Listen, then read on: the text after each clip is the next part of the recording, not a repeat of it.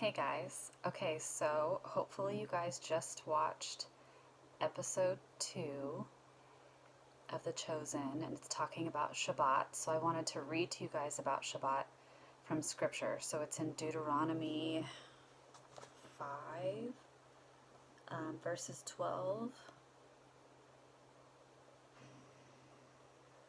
through 14. So it says, "Observe the Sabbath day by keeping it holy as the Lord your God has commanded you. 6 days you shall labor and do all your work, but on the seventh day is a Sabbath to the Lord your God. On it you shall not do any work, neither you, nor your son or daughter, nor your male or female servant, nor your ox, your donkey, or any of your animals, nor any foreigner residing in your towns, so that your male and female servants may rest as you do." So that's Shabbat. And then what they do as well is they honor just the whole idea of rest. And if you guys have ever read about the Pharisees taking it too far, like Shabbat is supposed to be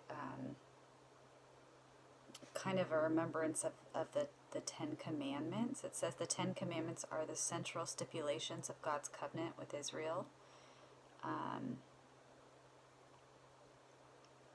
They constitute the basis of the moral principles found throughout the Western world and summarize what the one true God expects of his people in terms of faith, worship, and conduct.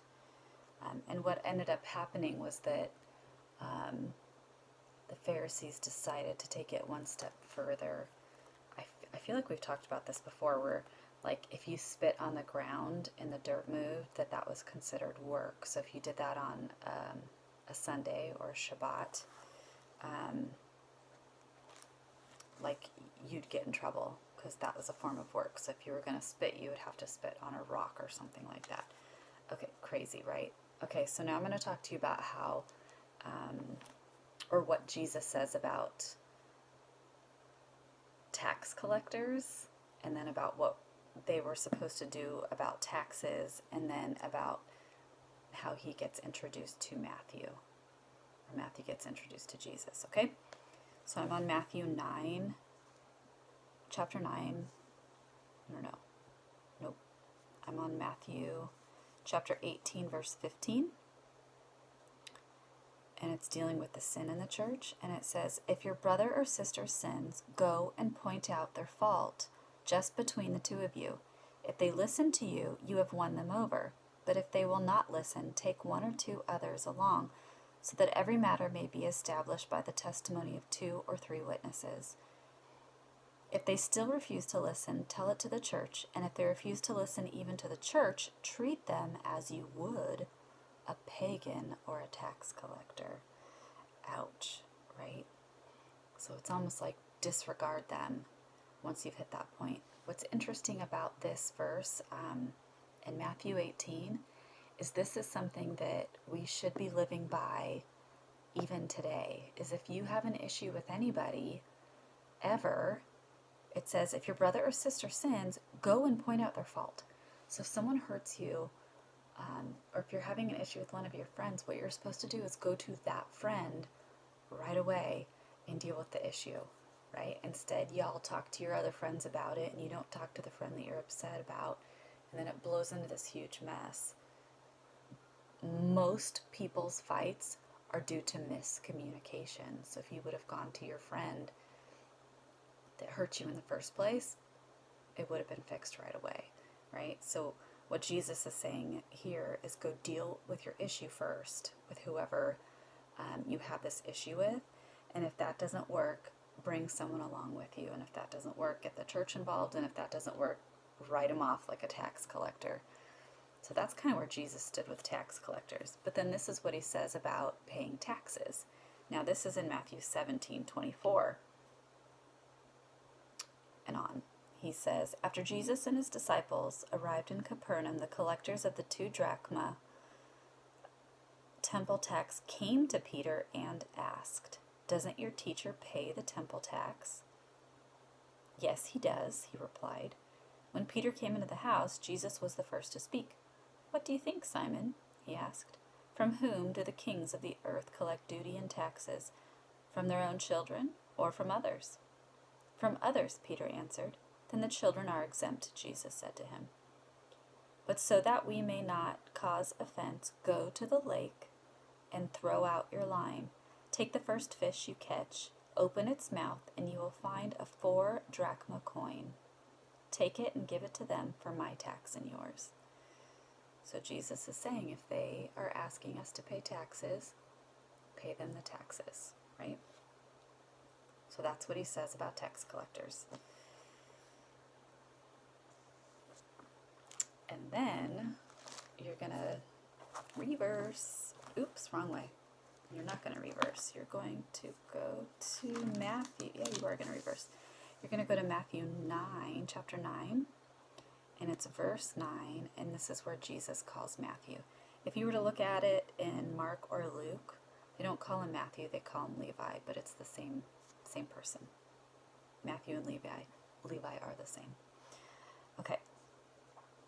So in Matthew 9:9 it says, as Jesus went on from there, he saw a man named Matthew sitting at the tax collector's booth.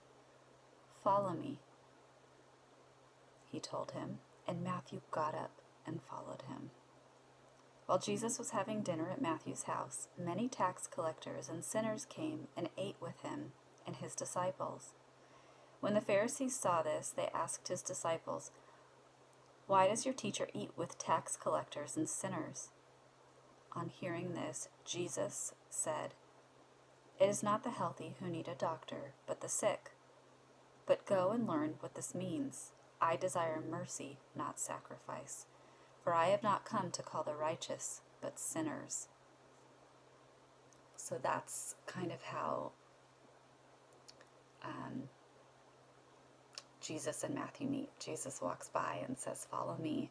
Now, obviously, Matthew knows who Jesus is. It's not like Jesus is a stranger and just walks by and says, follow me, and Matthew just bolts out and follows him. Jesus has been teaching in this area in Capernaum for a while, and Matthew knows who he is. Obviously, he's intrigued by Jesus, so when Jesus says, follow me, he drops everything and follows him right away. So that's a pretty cool story on Matthew being redeemed. And what I want you guys to pay attention to as you watch this series is pay attention to how Jesus calls Matthew in the series, and see if there are similarities there or see what the differences are. That's why it's so good to watch something on TV, but then to go and look in Scripture and see what's actually true, what actually happened, right? Not saying that this is like false teaching or whatever that we're watching. We're watching something that is, I'd label it like realistic fiction or historical fiction. It's like, it's not real the way they're portraying it, but there are some truths in it, right? Okay. A lot of the stuff that Jesus says is word for word. It's almost like they are using Scripture, they are using the Bible, they're just expanding on it of what possibly could have happened. All right, so there's your information of what really is going on with Shabbat and what's really going on with Matthew and Jesus, and then how Jesus feels about paying taxes, but then also how he feels about dealing with your issues. And then if you can't work it out, you've tried to talk to your friend, you've brought another friend to get involved, you've gotten the church involved, and it's still not getting resolved, then to treat that person like a tax collector. Very interesting stuff. All right, see you later.